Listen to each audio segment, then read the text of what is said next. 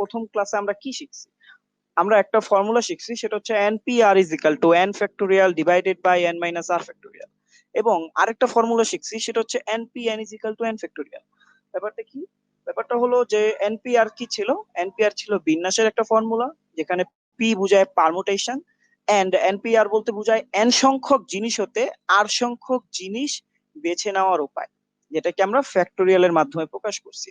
আর npn বোঝায় n সংখ্যক জিনিস হতে n সংখ্যক জিনিস বেছে নেওয়ার উপায়, মানে যেটা আছে সবগুলাই সবগুলাই নিয়ে নেওয়া। হ্যাঁ, তো আমরা জাস্ট এই দুইটা সূত্র শিখছি এবং আমরা চেষ্টা করব, সরি এই দুইটা সূত্র শিখি নাই, পূর্বের ক্লাসে আরো দুইটা গুরুত্বপূর্ণ জিনিস শিখছিলাম, সেটা ছিল গণনার গুণন বিধি এবং গণনার যোজন বিধি। এই দুইটা জিনিস আমাদের লাগবে। হ্যাঁ, তো আজকের ক্লাসে আমি সেটাও দেখাবো যে গণনার গুণন বিধি দিয়ে কিভাবে প্রবলেম গুলো সলভ করতে হয়, সলভ করা যায় চাইলে, এবং প্রত্যেক প্রবলেমেই আসলে আসলে গণনার গুণন বিধি আর যোজন বিধির একটা অ্যাপ্লিকেশন অবশ্যই আছে। হ্যাঁ, এটা সেটা তোমরা লাস্টে গিয়ে বুঝতে পারবা। তাহলে এই দুইটা সারসংক্ষেপ এবং এই দুইটার উপর ভিত্তি করে আমরা পরবর্তী ক্লাস করব। তো সকলের জন্য প্রশ্ন, প্রত্যেক সংখ্যায় প্রত্যেকটি অঙ্ক, এই প্রশ্নের উত্তর এখনই কমেন্টে করতে হবে, যেহেতু আগে ক্লাস করছো। প্রত্যেক সংখ্যায় প্রত্যেকটি অঙ্ক কেবল একবার ব্যবহার করে 2, 3, 5, 7, 8, 9, আচ্ছা এগুলো তো ইংরেজিতে দেওয়া, 2, 3, 5, 7, 8, 9 দ্বারা 3 অঙ্ক বিশিষ্ট কতগুলো সংখ্যা গঠন করা যায়? সময় কয় সেকেন্ড দিব? 10 সেকেন্ড। দেখি কে কে সঠিক অ্যান্সার দাও। 10 সেকেন্ডে, হ্যাঁ 10 সেকেন্ডই কিন্তু সময়। আচ্ছা 7, 8, 9, 10, 10 সেকেন্ড হয়ে গেছে। আচ্ছা কে কে সঠিক অ্যান্সার দিছো? আচ্ছা সঠিক অ্যান্সার আমি একটাও পাইনি। তাহলে প্রত্যেক সংখ্যায় প্রত্যেকটি অঙ্ক কেবল একবার ব্যবহার করে এটা আর পড়তে শিখতেছি না, এটা আমরা কিভাবে করব খেয়াল করো। এখানে সংখ্যা আছে কয়টা? 2, 3, 1, 2, 3, 4, 5, 6, 6টা অঙ্ক আছে এবং 3 অঙ্ক বিশিষ্ট আমাকে সংখ্যা গঠন করতে হবে।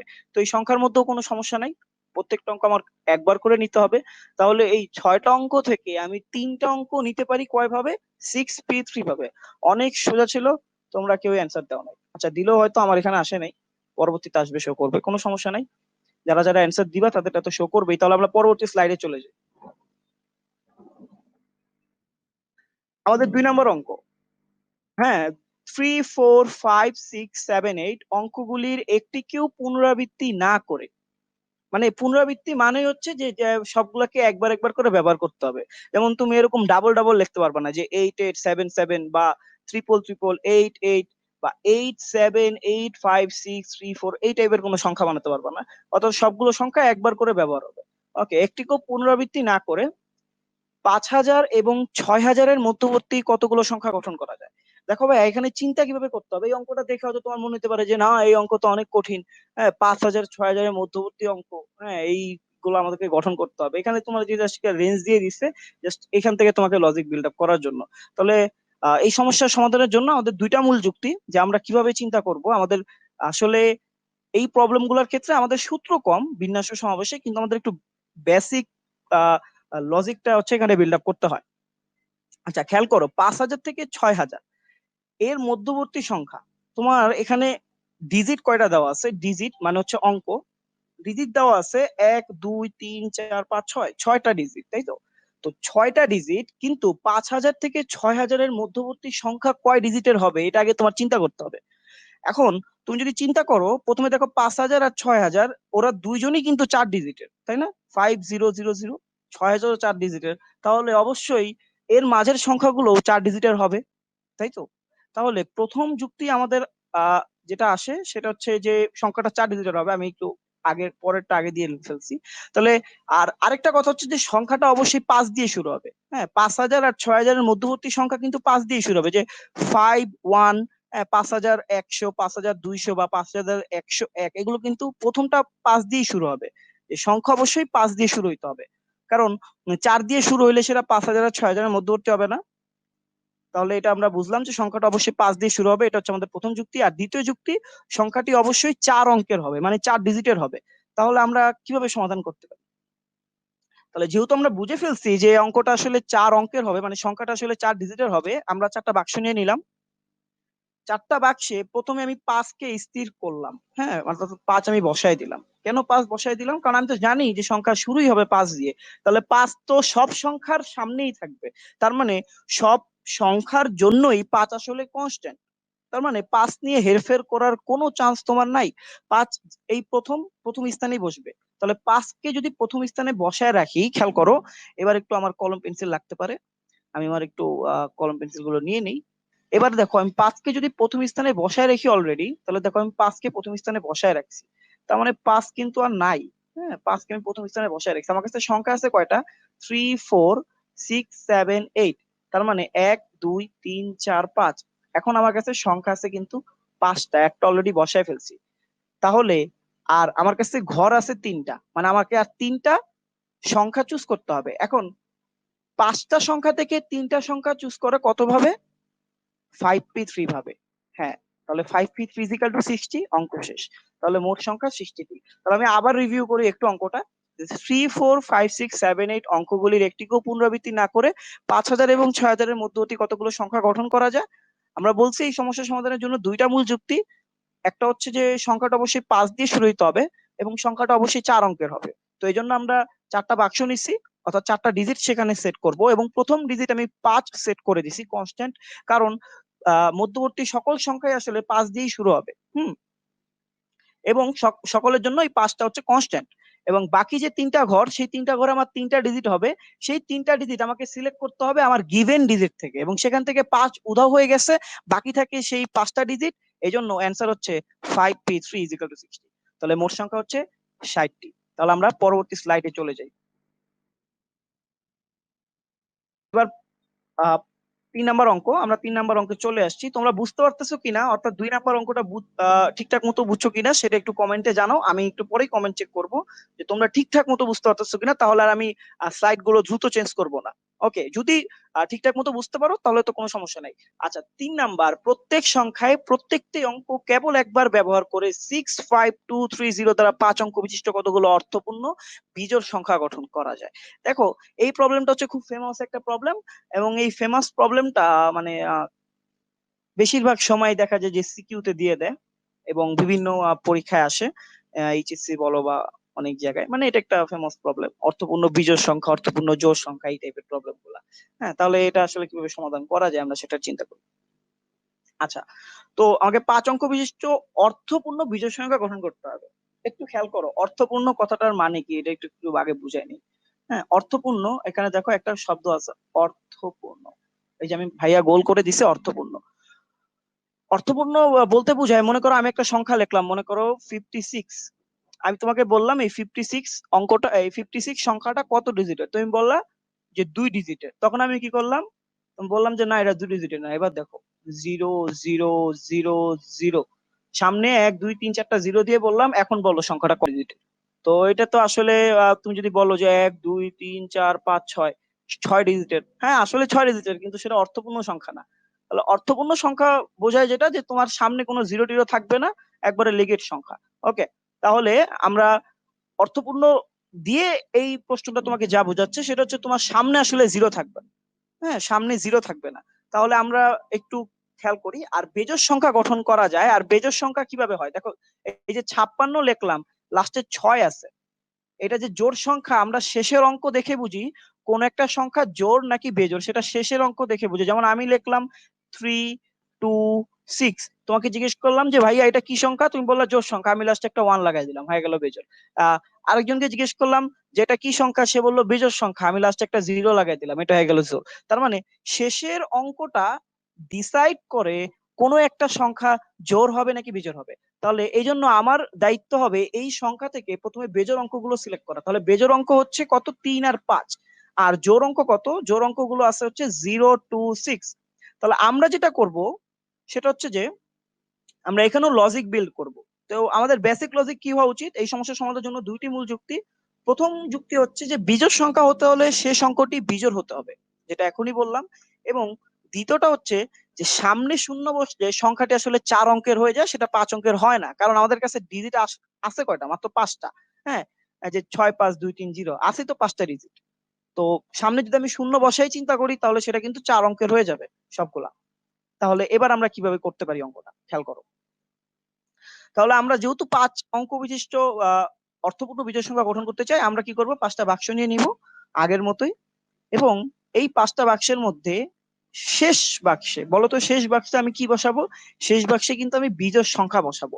তাহলে এখন আমি কি করব? আমি দেখবো যে বিজোড় অঙ্ক কই আছে। তো তুমি দেখলা যে আমি বিজোড় অঙ্ক এখানে আছে। এই যে হচ্ছে আমাদের বিজোড় অঙ্ক। তো বিজোড় অঙ্ক আছে কয়টা ভাইয়া? বিজোড় অঙ্ক আছে হচ্ছে দুইটা, 3 আর 5। কিন্তু তোমার এখানে বসাবা কয়টা? একটা, সংখ্যা গঠনের জন্য। তাহলে দুইটা থেকে একটা নেওয়া যায় কত ভাবে? অবশ্যই 2p1 ইজ ইকাল টু 2 ভাবে। আচ্ছা, তো এরপরে আমরা যেটা করব, আমরা অলরেডি বসায় ফেলছি এবং আমাদের 4টা ঘর খালি আছে, ওই 4টা ঘরে আমাদের সংখ্যা বসাইতে হবে। এখন 4টা ঘরে আমি আসলে নরমালি সংখ্যা বসাতে পারি কয় ভাবে? মনে করো জিরো সহই চিন্তা করো প্রথমে, কত ভাবে বসাতে পারি? মানে কোনো সমস্যা নাই, মনে করো জিরো নাই এখানে, কত ভাবে বসাতে পারি?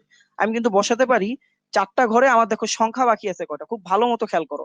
আমি যদি এইখানে আসলে যে কোনো একটা সংখ্যা বসাই দিই, মনে করো 3 আমি এখানে বসাই দিলাম বা 5 বসাই দিলাম, তাহলে কিন্তু আমার সংখ্যা বাকি থাকে এই যে কয়টা, 5026। তার মানে কয়টা? 1 2 3 4, এবং আমার ঘরও আছে 4টা। তাহলে 4টা সংখ্যা থেকে 4টা সংখ্যা নেওয়া যায় কত ভাবে? 4 ফ্যাক্টোরিয়াল বা 24 ভাবে।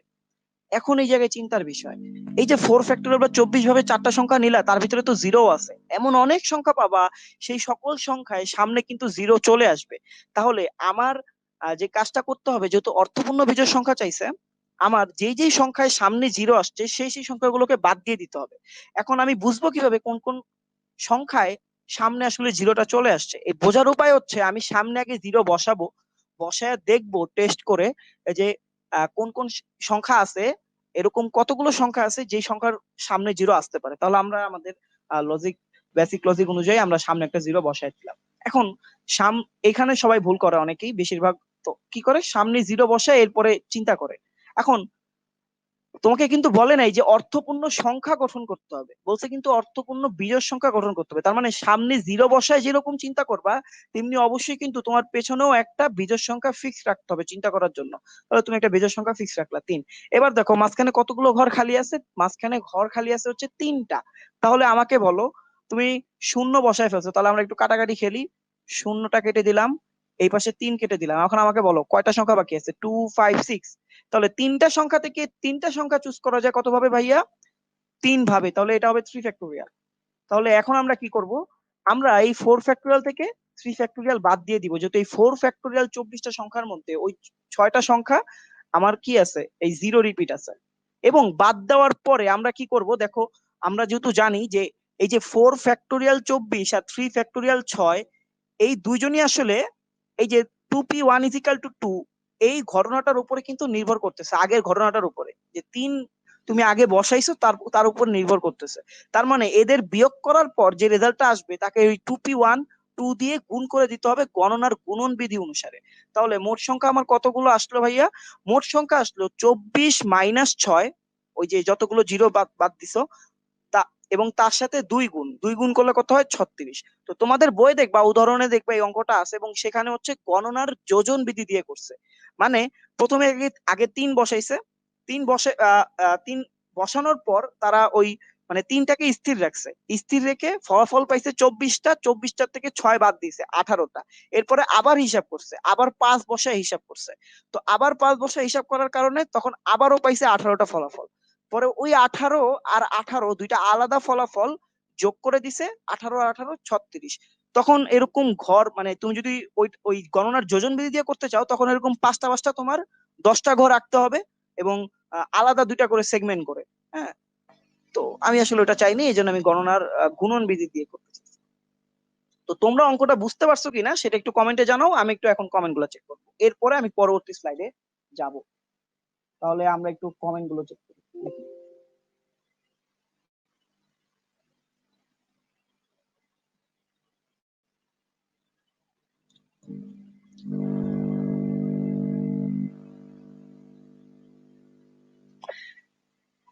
আচ্ছা, হ্যাঁ ফেস ক্যামে আসবো আর একটু পরে।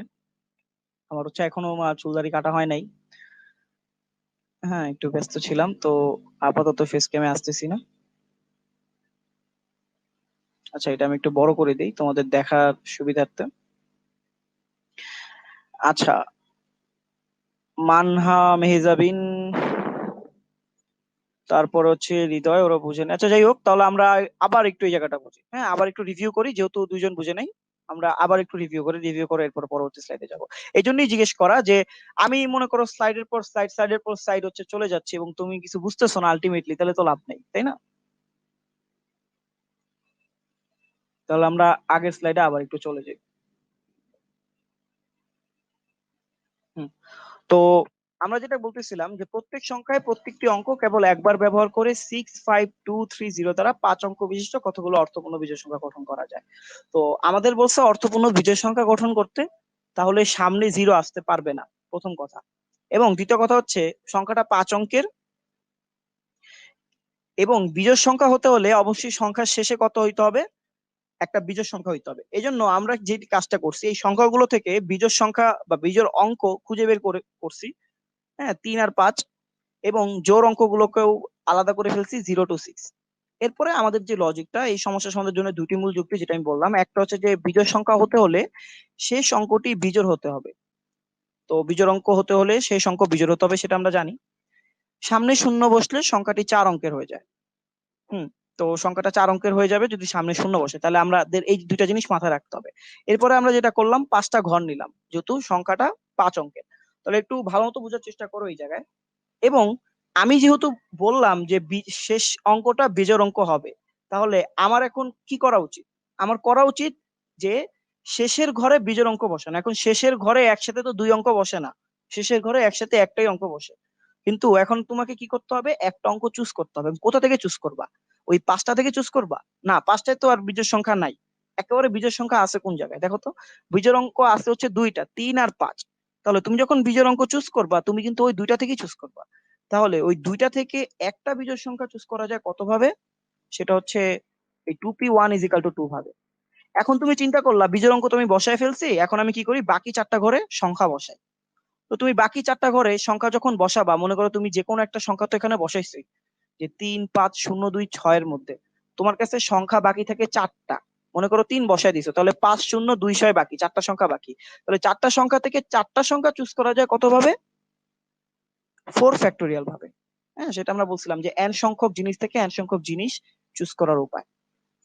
এখন ব্যাপারটা হচ্ছে তুমি যখন 4টা সংখ্যা থেকে 4টা সংখ্যা চুজ করছো, সেই সংখ্যার মধ্যে কিন্তু জিরো আসছে। তো জিরো এমন এমন অনেক বিন্যাস হবে, এমন অনেকগুলা বিন্যাস হবে যে বিন্যাসের মধ্যে হচ্ছে জিরো সামনে বসে যাবে। তো তখন কিন্তু সংখ্যাটা আর অর্থপূর্ণ থাকবে না, এবং 5 অঙ্কেরও থাকবে না, 4 অঙ্কের হয়ে যাবে।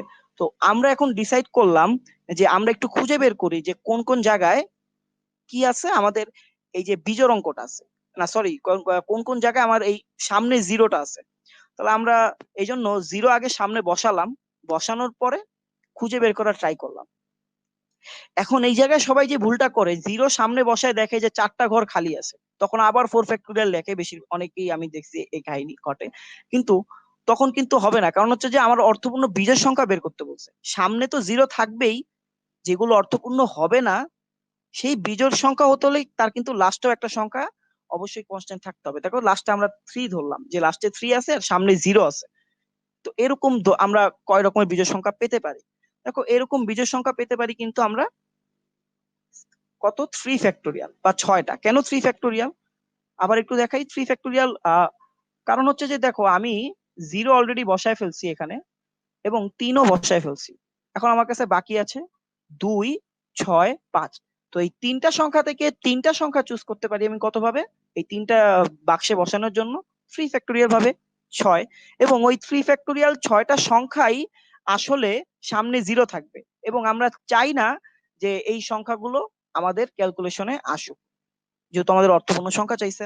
এই জন্য আমরা কি করছি, ওই 4 ফ্যাক্টোরিয়াল থেকে 3 ফ্যাক্টোরিয়াল বাদ দিয়ে দিছি। এই যে বাদ দিয়ে দিছি 4 ফ্যাক্টোরিয়াল 24, 24 থেকে 6 বাদ দিছি। এবার দেখো ওই 24 থেকে 6 বাদ দেওয়ার পর যে রেজাল্ট আসছে তার সাথে কিন্তু আমরা 2 গুণ করছি। কোন 2?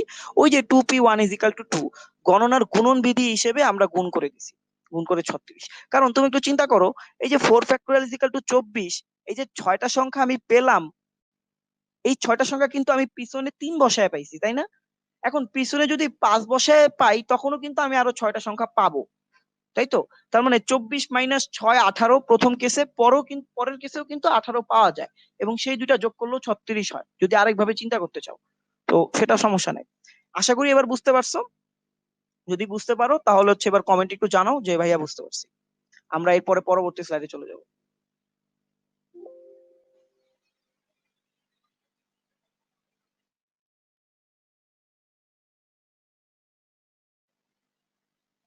তোমাদের কমেন্টের জন্য ওয়েট করতেছি।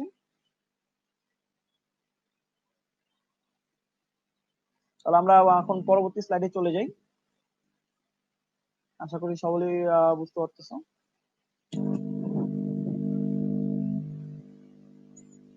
আচ্ছা, যেহেতু আজকে চাঁদ রাত, এই জন্য হয়তো স্টুডেন্ট অনেক কম। আচ্ছা, যাই হোক, আজকে ক্লাসটা যারা মিস করবা তারা আবার পরবর্তীতে দেখে ফেলতে পারবা। ওকে, তো মানহা মেহজাবিন, ধন্যবাদ কমেন্ট করার জন্য। যেহেতু তুমি বুঝতে পারছো, আমরা পরবর্তী স্লাইডে চলে যাচ্ছি। তাহলে আমরা পরবর্তী স্লাইডে চলে যাই। তো আমরা এখন যেটা করব সেটা হচ্ছে যে আমরা যেহেতু গণনার গুণন বিধি শিখছি, হুম, আমরা ডিরেক্ট এই অঙ্কটাতে গণনার গুণন বিধি প্রয়োগ করব। দেখো, আগের অঙ্কটাই আমি জাস্ট কপি পেস্ট মারছি এখানে। এবার একটু মনোযোগ দিয়ে, যে গণনার গুণন বিধি দিয়ে চাইলে কত সহজে অঙ্ক করা যায়। আগে যে অঙ্কটা করছো সেই অঙ্কটাই এখন আবার করব, আরো একটা নিয়মে। গণনার যোজন বিধি লাস্টে প্রয়োগ করা যায়, গণনার গুণন বিধি প্রয়োগ করা যায়। তো এখন আমরা যেটা করব, কোনো বিন্যাস টিন্যাস কিছু ইউজ করব না। মনে করো যে আমি বিন্যাস ভুলে গেছি, ফ্যাক্টোরিয়ালও ভুলে গেছি, এগুলো আমার মাথায় নেই। হ্যাঁ, আমি এখন শুধু গণনার গুণন বিধি ইউজ করব, দেখবো যে গণনার গুণন বিধি দিয়ে আমি এই অঙ্কটা সলভ করতে পারি। দেখা যাক।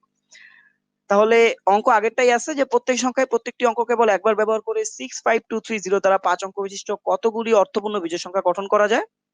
বিজোড় অঙ্ক কয়টা আছে? 2টা। জোড় অঙ্ক 3টা। তো আমরা কি করছি, ঘর নিছি 1 2 3 4 5, 5টা ঘর, 5টা ঘরের সংখ্যা বসাবো। তো বসানোর ক্ষেত্রে কি করব, আমি হচ্ছে যে চুজ করব। হ্যাঁ, তো শেষের ঘরে আমি কোন কোন সংখ্যা বসাতে পারি, শেষের ঘরে আমি বিজোড় সংখ্যা বসাতে পারি। তাহলে বিজোড় সংখ্যা বসানোর জন্য আমার উপায় আছে কয়টা? 3 আর 5, তার মানে উপায় আছে 2টা। তাহলে আমরা উপায় সংখ্যা শেষের ঘরের জন্য উপায় কয়টা? 2টা। এবার আমি প্রথম ঘরের জন্য চিন্তা করব। দেখো ভাই, আমি আবারও বলি, প্রথম ঘরের জন্য যখন চিন্তা করব, আমি আগেই জিরো বাদ দিয়ে দিছি, যে জিরো তুমি দুধ ভাত তোমার প্রথম ঘরে বসাই যাবে না, তুমি এবারের জন্য দুধ ভাত। তো আমি লাস্টে 3 বসাই নিছি, যে কোনো একটা সংখ্যা। প্রথম ঘরে বসানোর মতো উপায় আছে কিন্তু আমার কয়টা? 3টা, যেহেতু জিরো বাদ এবং 3 অলরেডি বসে আছে, তাহলে 265। আচ্ছা, এবার আমি দ্বিতীয় ঘরের জন্য চিন্তা করব। দ্বিতীয় ঘরের জন্য যখন চিন্তা করব, তখন 3 অলরেডি বসে আছে, হুম, এবং সামনে আমার একটা সংখ্যা দিয়ে রাখলাম 2। মনে করো 3 আর 2 কাটাকাটি আছে হচ্ছে 065। দ্বিতীয় ঘরের জন্য যখন চিন্তা করব, তখন কিন্তু আর জিরোকে বাদ দিতে পারবা না। তখন জিরো বসতে পারবে, কোনো সমস্যা নাই। তাহলে দ্বিতীয় ঘরের জন্য চিন্তা যখন করব, তখন আমরা 3টা অপশন পাবো। জিরো বসাই দিলাম। এরপরে আমরা অপশন পাবো কয়টা? 2টা। মনে করো যে জিরো বসাই দিছি 203, আসলে সংখ্যাই বাকি আছে 2টা। তো ওইটাও যদি আমরা বসাই দিই 6, তখন মনে করো আমাদের কাছে অপশন থাকবে একটা। তো গণনার গুণন বিধি অনুসারে আমরা যে কাজটা করব, সবগুলো অপশনকে গুণ করে দিব। 3 ইন্টু 3 ইন্টু 2 ইন্টু 1 ইন্টু 2। তো 3 তিরিকা 9, 9 দুগুণে 18, দুগুণে 36। আশা করি এই স্লাইডটা তোমরা বুঝতে পারছো। এবার আমরা পরবর্তীতে চলে যাই।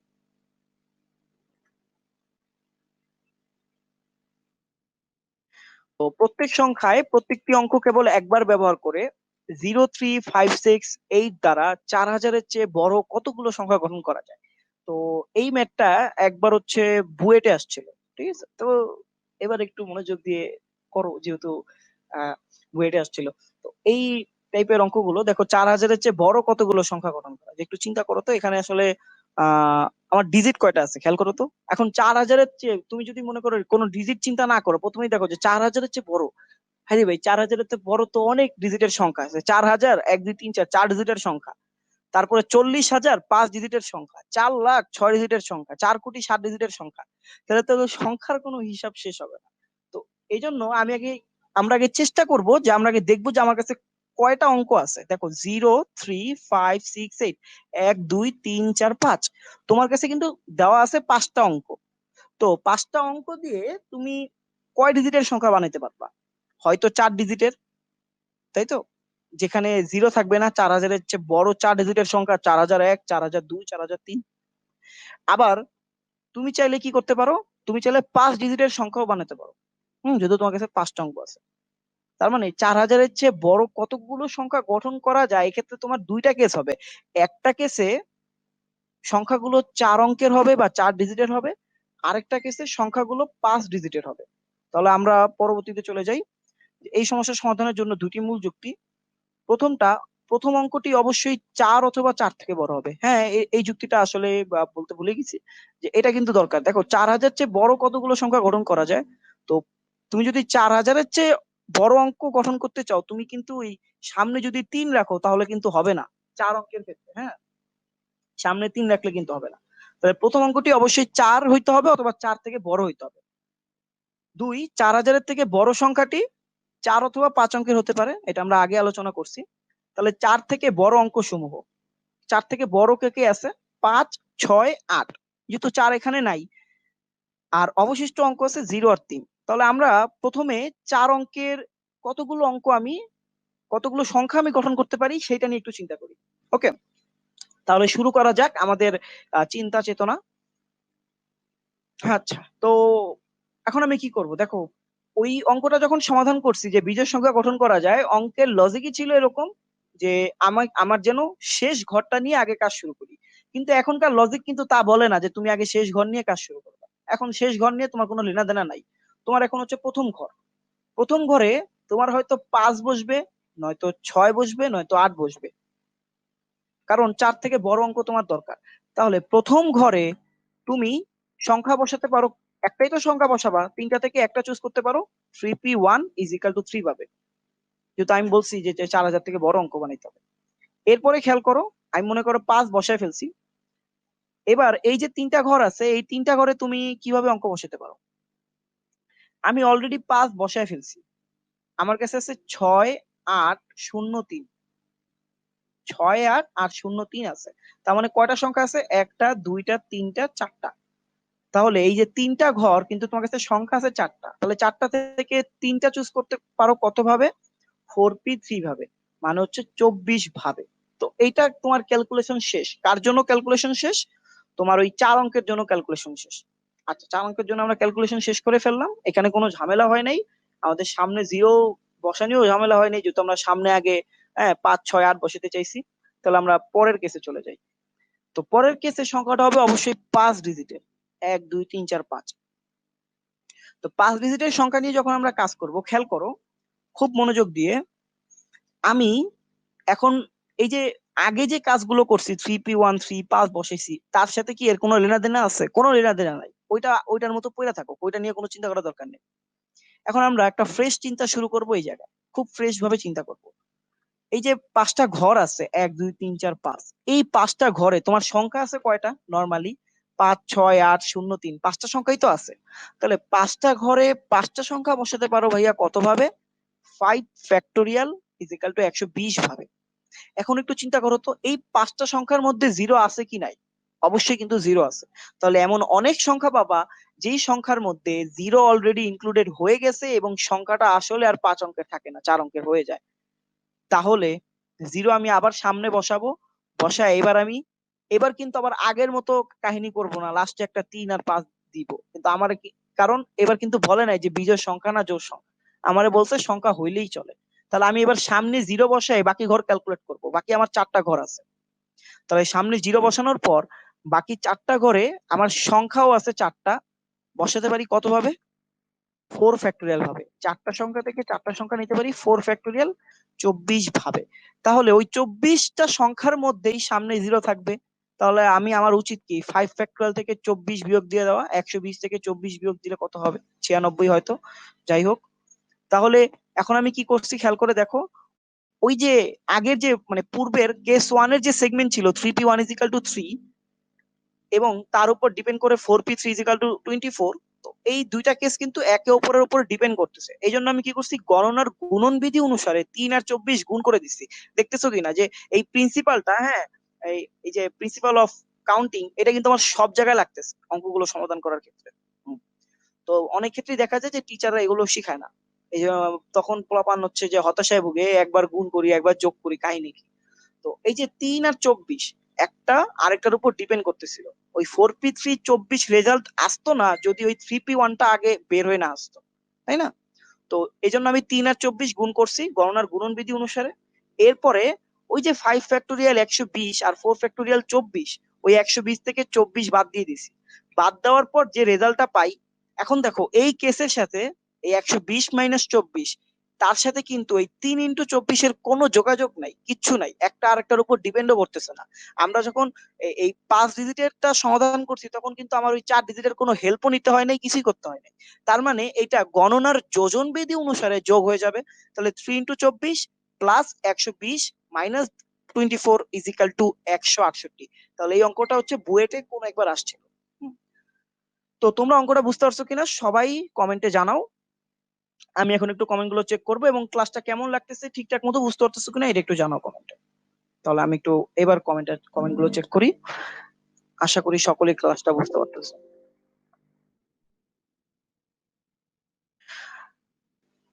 প্রবলেম নাই। আচ্ছা, তো মোটামুটি সবাই ক্লাস করতেছো। আচ্ছা, হুম, ঠিকঠাক মতো বুঝতে পারছো। তো ধন্যবাদ হৃদয়কে। আচ্ছা, তো আমরা পরবর্তী স্লাইডে চলে যাই যেহেতু ঠিকঠাক মতো বুঝতে পারছো। আচ্ছা, মানহাকেও ধন্যবাদ। আচ্ছা, তাহলে আমরা পরবর্তী স্লাইডে চলে যাই। তোমরা যেহেতু আহ, খুব ভালো মতো বুঝতে পারতেছো, তাহলে আশা করি আমরা এইভাবে আগাতে থাকবো, বেশ কিছু প্রবলেম দেখবো আরো, এবং এরপরে আমাদের আর এই সংখ্যা নিয়ে প্রবলেম থাকবে না। তাহলে এই বইটা আসে আমরা এই প্রবলেমটা কিভাবে সমাধান করতে হয় সেটা আমরা বুঝে ফেলছি সংখ্যা গঠনের এই ইয়েতে। তাহলে আমরা এই পরবর্তী অঙ্কে চলে যাই। হ্যাঁ, এরপর হচ্ছে আমাদের পরবর্তী গাণিতিক সমস্যা, সমস্যা 5। খেয়াল করো, তো এই যে লেখা টেখা যেগুলো আছে এইগুলো আসলে তোমার এত বেশি প্যারা নেওয়ার দরকার নেই। তোমার এইগুলো যখন দিবে দেখবা যে সব জায়গায় সেম জিনিসই থাকে, যে প্রত্যেক অঙ্ক কেবল একবার ব্যবহার করে, এই প্রত্যেক অঙ্ক কেবল একবার ব্যবহার করে সব জায়গায় পাবা। এরপর হচ্ছে যে প্রত্যেক অঙ্ক কেবল একবার ব্যবহার করে, প্রত্যেক অঙ্ককে পুনরাবৃত্তি না করে, সংখ্যাগুলো আগে দিবে একটু পরে দিবে, লেখাগুলো একটু আওলা ঝাউলা করবে, মানে জাস্ট তোমার একটু প্যাচ গোছ লাগানোর জন্য। জাস্ট পড়বা, পড়ে এখান থেকে একটা বেসিক লজিক ডেভেলপ করে সামনে আগাবা, আর কিছুই না। প্রত্যেক সংখ্যায় প্রত্যেকটি অঙ্ক কেবল একবার ব্যবহার করে 1 2 3 4 5 6 7 8 9, বাপরে বাপ, 1 থেকে 9 সবই দিয়ে দিছে। আচ্ছা, যাই হোক, তো এবার হচ্ছে সব অঙ্কই দিয়ে দিছে 1 থেকে 9, জাস্ট শূন্যটা বাকি রাখছে, তার মানে এখানে 9টা অঙ্ক আছে, আমরা দেখেই বুঝতে পারতেছি। এর সবগুলোকে নিয়ে এর সবগুলোকে নিয়ে যতগুলি বিভিন্ন সংখ্যা গঠন করা যায়, আচ্ছা, এর সবগুলোকে নিয়ে যতগুলি বিভিন্ন সংখ্যা গঠন করা যায় মানে হচ্ছে সংখ্যাটা অবশ্যই 9 অঙ্কের হবে। হ্যাঁ, দেখো, এইভাবেই আমাদের কিন্তু লজিক ডেভেলপ করতে হবে, যাদের প্রথমে এবং শেষে জোড় অঙ্ক থাকবে। দেখো, আমি যখন প্রশ্নটা পড়ছি সংখ্যাটা কত অঙ্কের হবে, বাকিগুলোতে কিন্তু বলে দেয় যে 5 অঙ্কের, বা একটা রেঞ্জ বলে দেয় যে 4,000 থেকে 5,000-এর মধ্যে কতগুলো সংখ্যা, বা ওই যে আগেরটা 4,000-এর থেকে বড় কতগুলো সংখ্যা। তারপরে কিন্তু আমরা লজিক বাই লজিক, হ্যাঁ, দেখছি যে 4,000-এর থেকে বড় সংখ্যা হতে পারে 4 ডিজিটের, 5 ডিজিটের, 6 ডিজিটের। কিন্তু আমার কাছে দেওয়াই ছিল 5 ডিজিট, তাহলে 4 ডিজিটের হতে পারে, 5 ডিজিটের হতে পারে। কিন্তু এখান থেকে কিন্তু তুমি বুঝতে পারবে না প্রথম প্রথম পড়ে যে তোমার সংখ্যাটা আসলে কয় ডিজিটের হবে। কিন্তু তুমি যখন দেখলা এর সবগুলোকে নিয়ে যতগুলি বিভিন্ন সংখ্যা গঠন করা যায়, যে যতগুলি সবগুলোকে নিয়ে, তখন তুমি বুঝতে পারতেছো যে না, আমার সবগুলোকে নিয়ে সংখ্যা গঠন করতে হবে যতগুলি বিভিন্ন সংখ্যা, তার মানে এটা হচ্ছে 9 ডিজিটের হবে, পুরো ডিজিটটা হবে 9 ডিজিটের। তাহলে এই সমস্যা আমাদের জন্য দুইটি মূল যুক্তি, সংখ্যাটি অবশ্যই 9 অঙ্কের হবে, মানে 9 ডিজিটের হবে। প্রথমে এবং শেষে জোড় অঙ্ক বসিয়ে চিন্তা শুরু করতে হবে। কেন প্রথমে এবং শেষে জোড় অঙ্ক বসিয়ে চিন্তা শুরু করতে হবে? ওই দেখো, প্রশ্নে লেখা আছে যাদের প্রথমে এবং শেষে জোড় অঙ্ক থাকবে। তার মানে প্রশ্ন বলে দিতেছে সবগুলা সংখ্যার প্রথমে আর শেষে জোড় অঙ্ক থাকবে। তোমার কোনো তাহলে সমস্যা নেই, জোড় অঙ্ক তো কনস্ট্যান্ট প্রথম আর শেষে। তাহলে তুমি এই জন্য আগে জোড় অঙ্ক গুলো বের করে নিয়ে আসলা। ওই যে দেখলা যে জোড় অঙ্ক কোন কোন আছে, 2 4 6 8। আচ্ছা, বেজোড় অঙ্ক কি কি আছে? 1 3 5 7 9। তাহলে জোড় অঙ্ক আছে 4টা আর বিজোড় অঙ্ক আছে 5টা। এই যে আমাদের 9টা ঘর আমরা নিয়ে নিছি, এখন আমরা আমাদের খেলা শুরু করব। দেখো, প্রথম ঘর এবং দ্বিতীয় শেষ ঘর, এই দুই ঘরে আমি সংখ্যা বসাবো। চিন্তা করো, আগের বার আমি যখন সংখ্যা বসাতাম তখন আমাকে একটা ঘরে সংখ্যা বসাইতে হইতো, সংখ্যা একটা চুজ করতে হইতো। যে আমার 4টা আছে, 4টা থেকে একটা চুজ করি, 3টা আছে, 3টা থেকে একটা চুজ করি। একটা ঘরে তো আমি একটা সংখ্যা বসাতে পারবো। কিন্তু এবার কিন্তু কেস ডিফারেন্ট। এবার তোমার দুইটা ঘরে একসাথে সংখ্যা বসাইতে হবে এবং দুইটাই জোড় হইতে হবে। মানে কেস ডিফারেন্ট হোক, সমস্যা তো নাই, তুমি তো সূত্র জানো, সূত্র তো একটাই, এনপিআর। আচ্ছা, তো জোড় অঙ্ক কয়টা আছে দেখো তো, যেহেতু প্রথমে আর শেষে জোড় অঙ্ক থাকবে তাহলে জোড় অঙ্কগুলো সিলেক্ট করতে হবে জোড় অঙ্কই থেকে। জোড় অঙ্ক আছেই 4টা, 2 4 6 8। তাহলে 4টা অঙ্ক থেকে 2টা অঙ্ক চুজ করা যায় কত ভাবে? 4p2 ভাবে। দেখো 4p2 = 12 ভাবে। এই তো। তো যেহেতু তুমি চুজ করে ফেলছো, 2 ঘরে বসায় ফেলছো, তোমার তো আর কিছু করার নাই। তোমার এখন দেখতে হবে যে মনে করো 2 আর 8 বসায় ফেলছো। হ্যাঁ, তো খেয়াল করো যে তুমি দেখতেছো যে এইভাবে হচ্ছে চুজ করা যায়, এবং চুজ করার পর হুম আচ্ছা, তো চুজ করার পর তুমি যেটা করলা সেটা হচ্ছে যে এই যে এখান থেকে 2 আর 8 বসায় ফেলছো, তাহলে আমরা কি করি, 2 আর 8 হচ্ছে কেটে ফেললাম। তাহলে আমার কাছে সংখ্যা বাকি আছে কে কে, 4 6 1 3 5 7 9। আসলে গুণারও দরকার নাই, 2টা অঙ্ক বসায় ফেলছে, আমার আসলে 7টা অঙ্কই বাকি থাকে। তারপর একটু ইয়ে করে দেখতেছি, তাহলে আমার ঘরও কিন্তু বাকি আছে 7টা। তাহলে 7টা থেকে 7টা চুজ করতে পারি কত ভাবে? 7 ফ্যাক্টোরিয়াল ভাবে। তাহলে এই হচ্ছে 7 ফ্যাক্টোরিয়াল বা 5040 ভাবে। এখন আমি কি করব, দেখো এটা কিন্তু আলাদা আলাদা কেস না, এমন না যে আমি 9টা ঘর এখানে আঁকছি আবার 9টা ঘর বাইরে আঁকছি। হুম, এই 9টা ঘরের ভিতরে এই 4p2 12 আর 5040 দুইটা একটা কেস আরেকটার উপর নির্ভরশীল। তো তার মানে এটা গণনার গুণন বিধি অনুসারে গুণ হয়ে যাবে। তাহলে মোট সংখ্যা হচ্ছে 5040 ইন্টু 12, অর্থাৎ 60,480। আশা আশা করি তোমরা এই প্রবলেমটা সমাধান করতে পারছো। আর একটু আগে আমার উপর একটা তেলাপোকা হামলা দিছিল, হ্যাঁ, হঠাৎ করে, আমি বুঝিও নাই। উম, উড়ন্ত তেলাপোকা, আমি আবার উড়ন্ত তেলাপোকা একটু ভয় পাই, যদিও এমনি তেলাপোকা ভয় পাই না, হঠাৎ করে উড়ে আসলে ভয় পাই। আচ্ছা, তো আমরা পরবর্তীতে চলে যাই। আচ্ছা, তো আমাদের আসলে আজকের ক্লাস মোটামুটি এখানেই শেষ। তো সেলফ স্টাডির জন্য তোমাদের কিছু প্রবলেম দিয়ে দিব। এক হচ্ছে যে প্রত্যেক সংখ্যায় প্রত্যেকটি অঙ্ক কেবল একবার ব্যবহার করে 65230 দ্বারা, ওই যে ওই আগের অঙ্কটাই সেম টু সেম আমি কপি করে বসায় দিছি, জাস্ট ওই বিজোড়ের থেকে জোড় বানাই দিছি। হ্যাঁ, জোড় সংখ্যা গঠন করা যায়। তো এটা বাসায় করবা। এবং অবশ্যই অবশ্যই এই যে আমি যেগুলো দিতেছি এগুলোর নোট তো আমি আপলোড করেই দিব, জেপিজি ফাইল গুলা, মানে হচ্ছে পিকচার ফাইল গুলা, ওটা দেখে তো নোট করবাই, যেন তোমাদের সময় নষ্ট না হয়, ভিডিও টেনে টেনে দেখতে না হয় নোট করার জন্য। এবং ওই নোট শেষে এই যে এইচডাব্লিউ গুলো দিতেছি সেলফ স্টাডির জন্য, এইচডাব্লিউ গুলো কিন্তু অবশ্যই করবা, নাহলে কিন্তু আমি এত কষ্ট করে ক্লাস নিয়ে কিন্তু কোনো লাভ হইতেছে না। হ্যাঁ, তোমরা যেন একটু নিজে নিজে ইমপ্রুভ হইতে পারো এইসব জিনিসে, আমি চাই সেটা। তো তোমরা অবশ্যই এই এইচডাব্লিউ গুলো করবা সেলফ স্টাডি।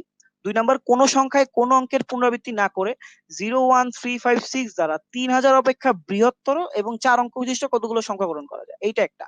এবং লাস্ট অঙ্ক 0 থেকে 9 যতগুলো ডিজিট আছে 10টা ডিজিটই দিয়ে দিছি।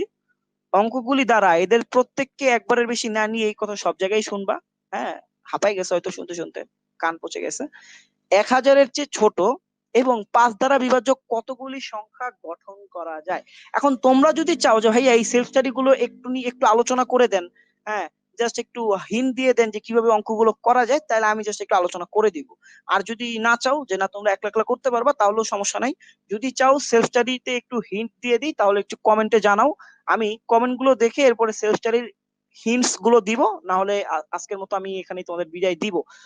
তোমাদের কমেন্ট গুলো দেখতে চাচ্ছি। তো সবাই অবশ্যই একটু কমেন্ট করো, এবং ক্লাসটা কেমন লাগলো সেটাও জানাবা। ক্লাসটা ঠিকঠাক মতো বুঝছো কিনা তোমরা, সেটা হচ্ছে কমেন্টে জানাবো অবশ্যই। তাহলে এবার একটু কমেন্ট দেখার পালা, অনেক তো ক্লাস নিলাম, 10টা প্রায় বেজে গেছে। তেলা পোকা কামড় দিছে না, কামড় দেয় নাই আমাকে, আমার হচ্ছে অ্যাটাক দিছে, বুঝছো, উইরে আসছে হঠাৎ করে। কোন জায়গা থেকে যে আসলে আমি বুঝলাম না, ক্লাস নিতেছি না, হঠাৎ করে অ্যাটাক করলে ব্যাপারটা হচ্ছে যে ই হয়ে যায়। আর এমনি আসলে এমনি তো ভয় পাই, বুঝছো, এই তেলাপোকা যেগুলো আছে, এই উড়ে যেগুলো, ওইগুলোরে ভয় পাই। আচ্ছা, যাই হোক, তো আহ হৃদয় বলছে পারমু ভাই, পারবা। আচ্ছা, তো যদি চাও একটু আমি চাইলে বলে দিতে পারি, বা এই যে 3 নাম্বার অঙ্কটা কিন্তু একটু চিন্তা করতে হবে বেশি করে।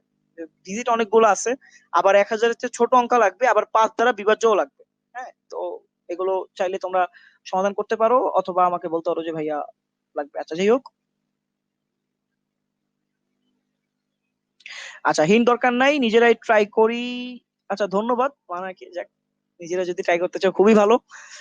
তাহলে আজকে ক্লাসটা কেমন লাগলো তোমরা কমেন্টে জানাও। আজকে ক্লাসটা আমরা এখানেই শেষ করতে চাচ্ছি, এবং তোমাদেরকে অবশ্যই ঈদ মোবারক, আবারও ঈদ মোবারক। হ্যাঁ, যদিও অনেকে হাম্বা মোবারক বলে, তাই যাক ওইগুলো বলার দরকার নাই। আমাদের আজকে ক্লাসটা এখানে শেষ হচ্ছে। তোমাদের সাথে দেখা হবে আবার তৃতীয় পর্বে। এবং তোমরা অবশ্যই কমেন্টে জানাও এখন তোমাদের আজকের ক্লাসটা ঠিক কেমন লাগলো, এবং এই যে সংখ্যা গঠনের যে সমস্যাগুলো সেগুলো সমাধান কিভাবে করতে হয়, কিভাবে বেসিক টেকনিক গুলো অ্যাপ্লাই করতে হয়, এবং বেসিক একটা ইসের উপর দ্বারা একটা লজিকের উপর দ্বারা পরবর্তী ডেভেলপ করে তারপর তোমার অঙ্কগুলো সমাধান করতে হয়, সেই জিনিসগুলো তুমি ঠিকঠাক মতো বুঝতে পারছো কিনা এটা অবশ্যই কমেন্টে জানাবা। এখন আমি একটু কমেন্ট গুলো দেখবো, দেখি কে কি কমেন্ট করলো।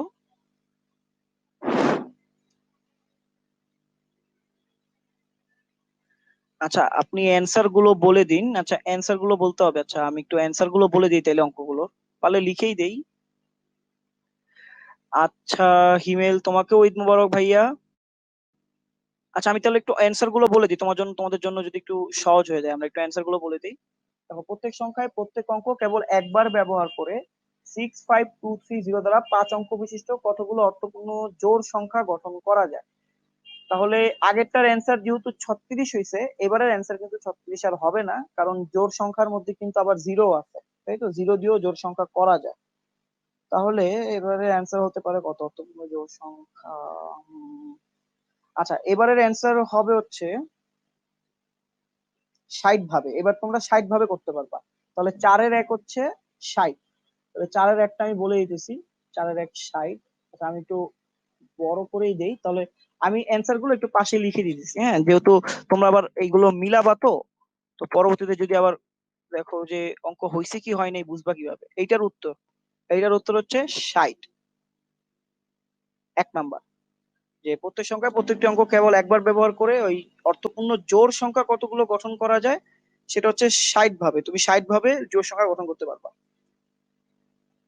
এরপর হচ্ছে যে 3000 অপেক্ষা বৃহত্তর, হ্যাঁ, আর হচ্ছে 4 অঙ্ক বিশিষ্ট কতগুলি সংখ্যা গঠন করা যায়। তো সেটা তুমি পারবা হচ্ছে সেটা তুমি পারবা হচ্ছে 72 ভাবে। ওকে, সেটা তুমি পারবা 72 ভাবে, 72। তো কোন সংখ্যায় কোন অঙ্কের পুনরাবৃত্তি না করে 01356 অঙ্কগুলি দ্বারা 3000 অপেক্ষা বৃহত্তর আর 4 অঙ্ক বিশিষ্ট কতগুলি সংখ্যা গঠন করা যায় সেটা তুমি পারবা কত ভাবে? 72 ভাবে। আচ্ছা, 3 নাম্বার অঙ্ক যেটা, সেটা হচ্ছে, আচ্ছা এটা তো আমি ক্যালকুলেশন করতে পারবো না, এটা আমার একটু দেখতে হবে, দাঁড়াও আমি একটু দেখে জানি এখান থেকে অঙ্কটা দিচ্ছি, একটু দেখে বলতে হবে, একটু বড় অঙ্ক তো। আচ্ছা, এটার উত্তর হচ্ছে 154। হ্যাঁ, 154। তাহলে 3 নাম্বারটার জন্য তোমরা যেটা করতে পারো, এটার উত্তর পাওয়া হচ্ছে 154। তাহলে এটা একটু মাথায় রাখো, 60, 72, 154 আমি লিখে দিছি। 60, 72 আর হচ্ছে 154। তাহলে আচ্ছা, তো অবশ্যই আমরা তৃতীয় পর্ব করব ইনশাল্লাহ। সবাই সুস্থ থাকো, ভালো থাকো। এবং হ্যাঁ, আমি যদি পারি যে তাহলে একটু রোজ রোজ ক্লাস নিব, আমি চেষ্টা করব, যদি আমি অনেক ব্যস্ত থাকি এরপরেও পরবর্তীতেও কোনো সমস্যা নেই। তোমরা যেই কাজটা করবা অবশ্যই অবশ্যই যেটা মনে করাই দিলাম, কালকে যেহেতু ঈদ, তোমরা চাইলে ঈদের দিন তো মজা করবাই, নোট টোট নাও করতে পারো, চাইলে এখনো করে ফেলতে পারো। হ্যাঁ, আর নাই না হলে মনে করো আমি দিয়ে দিলাম, একটু পরে হয়তো দিয়ে দিলাম 10:30টার দিকে, তোমরা হচ্ছে যে পরবর্তীতে একদিন পরে চাইলে নোটটা আপলোড করতে পারো, কোনো সমস্যা নেই। কিন্তু নোটের সাথে শেষ দিকে অবশ্যই সেলফ স্টাডি গুলো আপলোড করবা নিজে নিজে করে। ওকে, তাহলে তোমাদের সকলকেই আবারও ঈদ মোবারক, এবং সকলের শুভকামনা নিয়ে হচ্ছে আজকে ক্লাসটা হচ্ছে শেষ করতে চাচ্ছি। এবং অবশ্যই অবশ্যই আমাদের আগের মতোই সেম আগের আউটরো, দেখা হবে আবার তৃতীয় পর্বে। ওকে, টাটা, বাই বাই, ভালো থাকো, সকলেই সুস্থ থাকো। আমরা তাহলে আজকের ক্লাসটা এখানে শেষ করতেছি। আল্লাহ হাফেজ।